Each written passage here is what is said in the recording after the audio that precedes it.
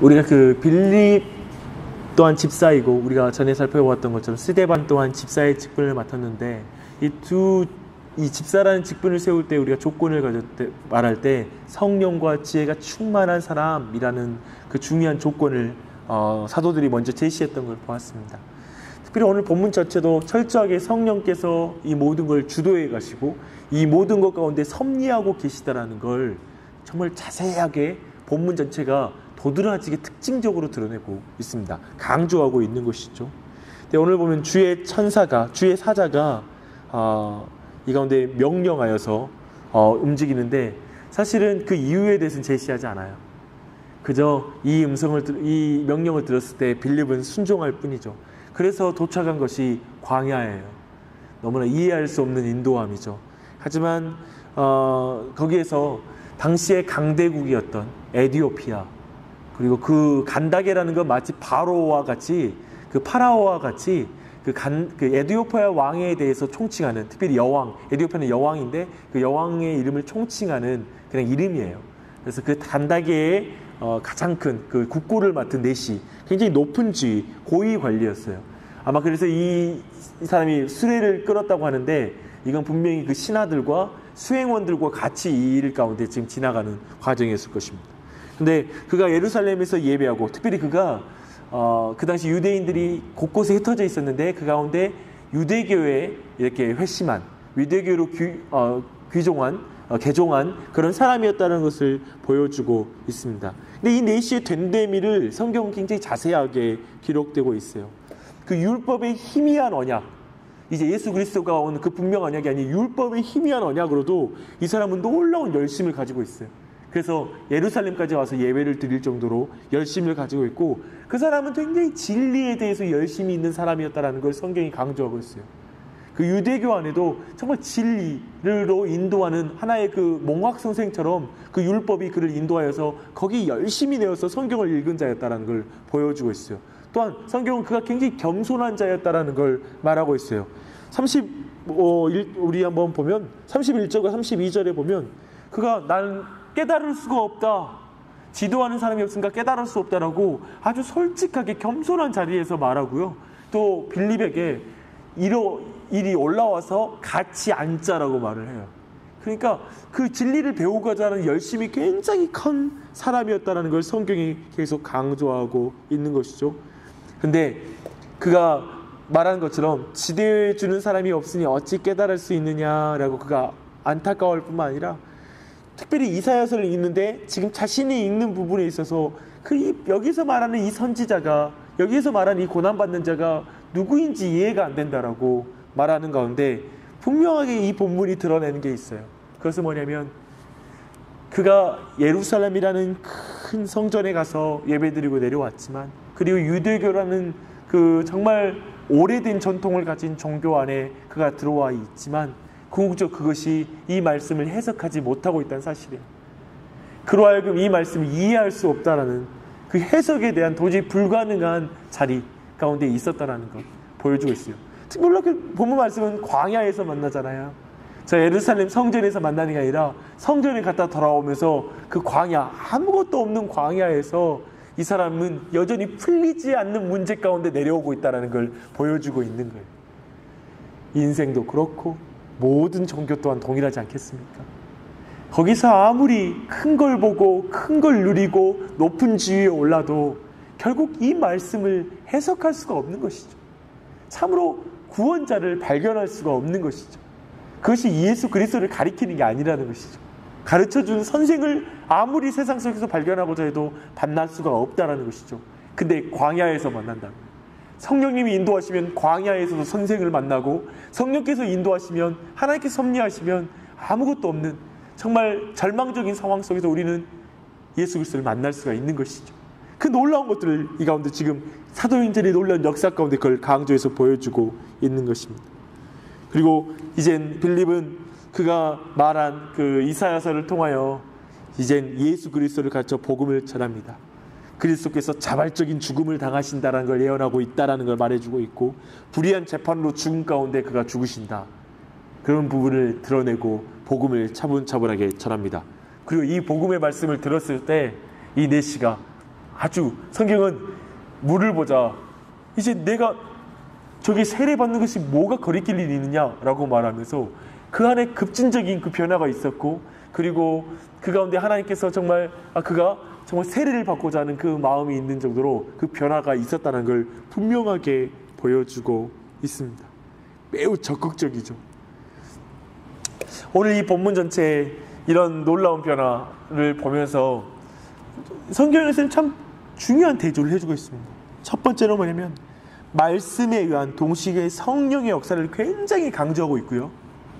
그러니까 특별히 성령과 말씀, 그 성령을 푸는 분과 또 성령께 친히 만나게 해주심과 성령에서 섭리해 주신다라는 이 모든 걸 주도해 나가시는 복음의 역사 가운데 역사하시는 성령의 역사, 성령의 인도하심의 역사를 굉장히 강조해요. 그리고 그것이 진리의 말씀을 풀어서 예수 그리스도를 전하는 일에 성령께서 사역하신다라는 걸 매우 긴밀하게 보여주고 있죠. 오늘날 이 복음 전도와 상관없는 성령에 대한 강조, 성령의 사역, 체험, 이런 것이 얼마나 여기에서 빗나가 있는 걸 볼 수가 있겠죠.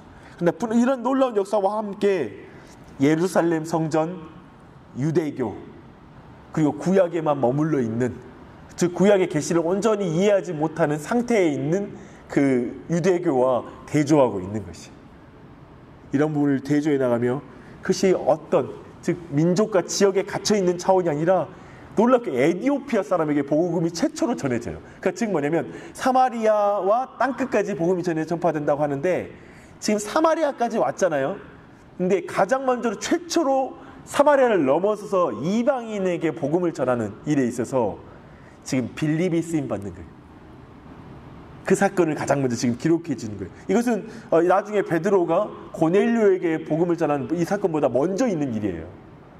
얼마나 지금 앞선 일을 우리가 충분히 이해할 수가 있어요. 그런 부분들을 우리가 볼 수 있어요. 두 번째는 뭐냐면 이방인의 회심과 이스라엘은 거절했다는 걸 대조하고 있어요. 이 본문 전에 이 빌립 이전에 스데반을 죽였다고요. 그들은 스데반의 복음을 거절하고 예수 그리스도의 복음을 거절하고 그들은 스데반을 죽였죠. 근데 이 이방인은 급격하게 회심하는 거예요. 여기서 본문은 뭐냐면 지금 복음에 대해서 이 이방인들은 이렇게 받아들이고 있다. 그러나 아브라함의 자손이요 율법을 가졌다고 말하고 할례를 받았다고 하는 민족들은 이렇게 더디 믿는다라는 것들에 대해서 굉장히 대조하고 있는 거예요. 이런 부분을 볼 때 정말 하나님이 하시면 이렇게 급진적인 변화, 복음은 제한 없이 모든 민족에게 나가고 있다는 것들을 분명하게 드러내고 있는 본문이기도 합니다. 오늘 이 본문의 전체적인 내용들을 우리 같이 보면서, 오늘은 직장인 기도 합주의 날입니다. 그래서 우리가 좀 더 직장을 위해서 나주 신도시의 여러 직장을 위한 구체적인 말씀의 적용 기도를 통하여 오늘 중보의 기도들을 몇 가지 더 하도록 하겠습니다. 먼저 하나님께 감사의 기도를 같이 드렸으면 좋겠습니다. 여러분, 우리 각자 많은 체험을 했겠죠. 그런데 아마도 이 사도행전에 나오는 많은 표적과 기사들은 우리가 보지 못했을 것입니다. 하지만요, 우리는 진리와 성령으로 거듭난 은혜를 받았습니다. 생각해보면 놀라운 일 아닙니까? 보지 않고 믿는 것이죠. 예수를 보지 않았고 사도를 직접 보지 않았으나 우리는 그들을 통하여 전해진 이 성경의 말씀을 믿습니다. 그 가운데 우리 모두가 거듭나서 이 자리에 있습니다.